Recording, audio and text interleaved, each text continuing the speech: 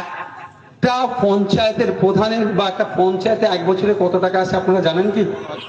জেনে রাখা দরকার। এবার লোকাল নেতা আমাকে গাল দেবে, এবার দেবে তারা গালাগালি। এতক্ষণ বলছিল যে না না সব ঠিকই আছে, যা হচ্ছে ওপর থেকে যাচ্ছে, ওপরে যাচ্ছিল, এবার এবার নিচের দিকে আসছে, জানানোর দরকার। একটা পঞ্চায়েতে যদি ছোট পঞ্চায়েত হয় কম করে 5 কোটি টাকা, আর যদি বড় পঞ্চায়েত হয়, যদি বুথ বেশি হয়, 10 কোটি, 8 কোটি, 10 কোটি পর্যন্ত আসে এক বছরে। আপনারা হয়তো ভাবছেন সেই পঞ্চায়েতের মেম্বার প্রধান ভাঙা সাইকেল নিয়ে ঘুরতো, বছর পার হলো না, স্করপিও নিয়ে হই হই করে ঘুরছে, পাচ্ছে কোথায়? পাচ্ছে তো এই 5 কোটি টাকা থেকে গাড়ি হচ্ছে। আপনারা ভাবেন না তো? ভাবেন তো স্বাভাবিক ভাবে, পাচ্ছে কোথা থেকে? পাওয়ার তো জায়গা আছে, মৌচাক তো ওটা। আর নওশাদ সিদ্দিকের মৌচাকে ঢিল মেরে দিয়েছে। দেখবেন নওশাদ সিদ্দিকীকে রাজ্য স্তরের নেতারা বেশি গালাগালি করে না, বুথের তৃণমূলের নেতারা যা গালাগালি করে রাজ্য স্তরে করে না, কারণ এখন রাজ্য স্তরে ঢিল মারিনি তো, মেরেছি মৌচাকে, সেই জন্য বেশি গালাগালি দিচ্ছে।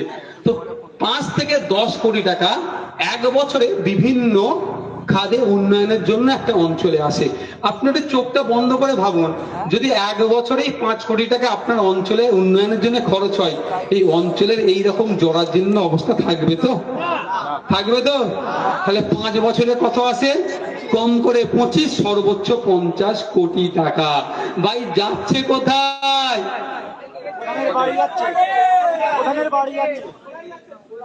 হ্যাঁ যাচ্ছে তো, কোথাও তো যাচ্ছে।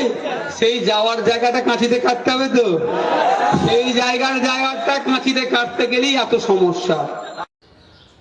তো দর্শক, আপনারা শুনলেন আইএসএফ বিধায়ক নওশাদ সিদ্দিকীর বক্তব্য।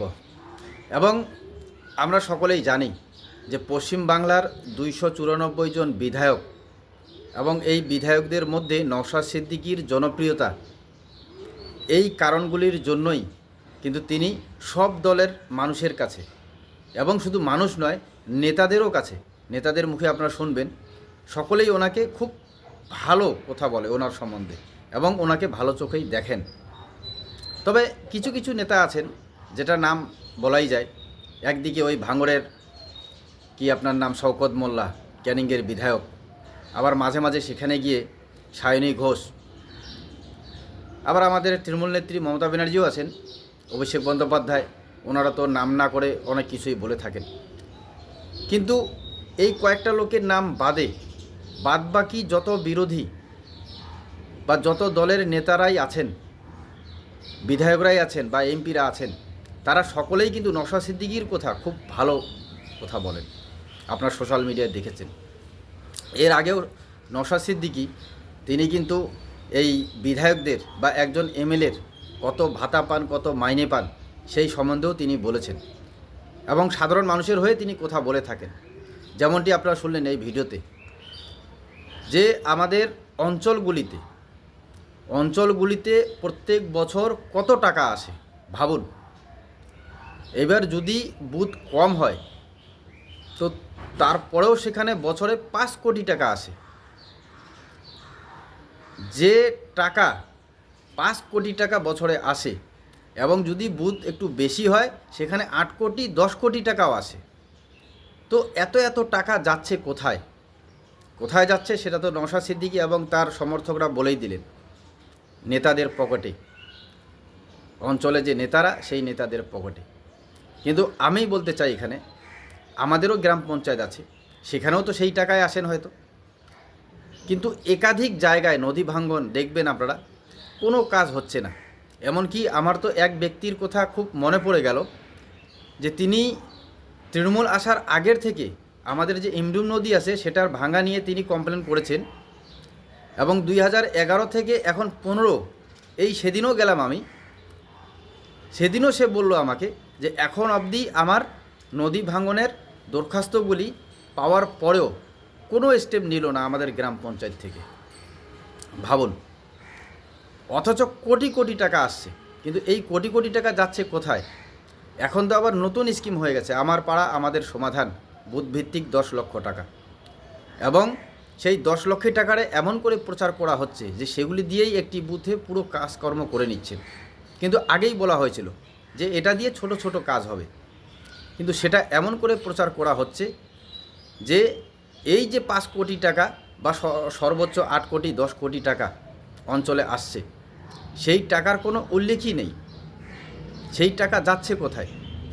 আবার যেখানে বুথভিত্তিক 10 লক্ষ টাকা দিয়ে এত অ্যাডভার্টাইজ করা হচ্ছে সরকারের পক্ষ থেকে, কিন্তু একটি অঞ্চলে বছরে 5 কোটি টাকা আসবে, সর্বোচ্চ 10 কোটি টাকা 8 কোটি টাকা আসবে, সেটা নিয়ে কোনো রকম সজাগ করা নেই সাধারণ জনসাধারণকে।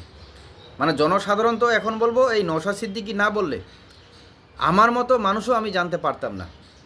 তো গ্রামের আরও সাধারণ মানুষ তারা কি করে জানবে? এবং যদি জানানো হয় অ্যাডভার্টাইজ করে সরকারের পক্ষ থেকে, তাহলে তারা তো ধরবেন যে আমার বাড়ির পাশে ভাঙা নদী দিয়ে ভাঙছে, একাধিক কৃষি জমি ভাঙা অবস্থায় পড়ে রয়েছে বর্ষার সময়, সেগুলির কাজ কেন করা হয় না? অঞ্চলে গেলে পরেই বলে ফান্ড নেই তাদের কাছে, বেশিরভাগ দেখবেন এই কথায় বলা হয়। কি বলবেন? যেখানে একজন বিধায়ক প্রায় 60 থেকে 70 লক্ষ টাকা পান এক বছরে এলাকা উন্নয়নের জন্য, একটা বিধায়ক এলাকা কত বড় হয়, কিন্তু সেই জায়গায় একটা গ্রাম পঞ্চায়েত যেখানে 15-16টা বুথ হয়, সেই জায়গায় 5 কোটি টাকা। তো ভাবুন, এবার যদি একটা অঞ্চল যেখানে মানে 12-15টা বুথ থাকে, সেই বুথে যদি প্রতি বছর 5 কোটি টাকা আসে আর সেই টাকার যদি সেই অঞ্চলে কাজ করা হয়, তাহলে আমি তো বলবো যে সাধারণ মানুষকে আর কমপ্লেন করতেই হবে না, এত ডেভেলপ হবে, এত উন্নয়ন হবে। কিন্তু এত এত টাকা যাচ্ছে কোথায়?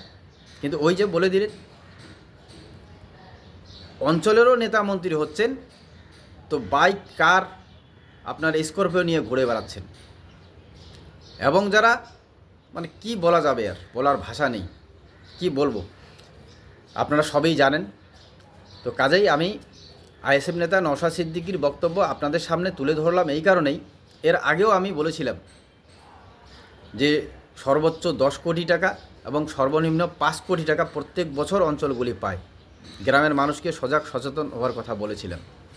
তো এখন যার জন্য এই আইএসএফ নেতা নওশাদ সিদ্দিকী যখন প্রকাশ্যে সোশ্যাল মিডিয়ায় বলছেন, তো কাজেই আপনারা হয়তো এখন মনে করবেন যে না, এই কথা বাস্তব, এবং বাস্তব 100% সঠিক কথা। কারণ আইএসএফ নেতা নওশাদ সিদ্দিকী কোনো রকম 2 নম্বরই কথা তিনি বলেন না, এটা আপনারা সকলেই জানেন। তো কাজেই আপনারা যারা সজাগ সচেতন জনগণ, যারা আপনারা কোনো অঞ্চলে বসবাস করছেন, গ্রাম পঞ্চায়েত এরিয়ায়, সবাই তো গ্রাম পঞ্চায়েত এরিয়ায় বসবাস করি গ্রামের মানুষ সাধারণত, তো আপনাদের যদি কোনো রকম কাজকর্ম না হয়, তো কাজেই আপনারা অঞ্চল প্রধানের কাছে জানার চেষ্টা করুন বা জানুন, বলুন গিয়ে যে এই বছরের 5 কোটি বা সর্বোচ্চ 8 কোটি 10 কোটি টাকা বা কত টাকা ঢুকেছে। এবং আমাদের গ্রামের সাধারণ মানুষকে সজাগ সচেতন হয়ে আমাদের গ্রাম পঞ্চায়েত অফিসে গিয়ে বলতে হবে যে প্রত্যেক বছর কত টাকা ঢুকছে, সেটার জন্য যেন ফ্ল্যাগ লাগানো হয়, বাইরে যেন ব্যানার লাগানো হয় যে হ্যাঁ এই বছরে এত টাকা ঢুকলো। কারণ যেখানে বুথভিত্তিক 10 লক্ষ টাকা দিয়ে একদম গ্রাম থেকে শহর পর্যন্ত যদি মমতা ব্যানার্জির পোস্টার ঝুলাতে পারে, তাহলে যেখানে বছরে 5 কোটি টাকা আসবে, সর্বোচ্চ 10 কোটি টাকা আসবে, তো সেটার জন্য কেন ফ্ল্যাগ লাগানো হবে না? সেটার জন্য কেন জনসাধারণকে জানানো হবে না যে এই বছরে এত টাকা ঢুকলো বা টাকা ঢুকে গেছে? কাদের কি দরকার, কোথায় কি করতে হবে, আপনারা দরখাস্ত করুন। তো এটাই হচ্ছে কথা। সজাগ থাকবেন। ধন্যবাদ।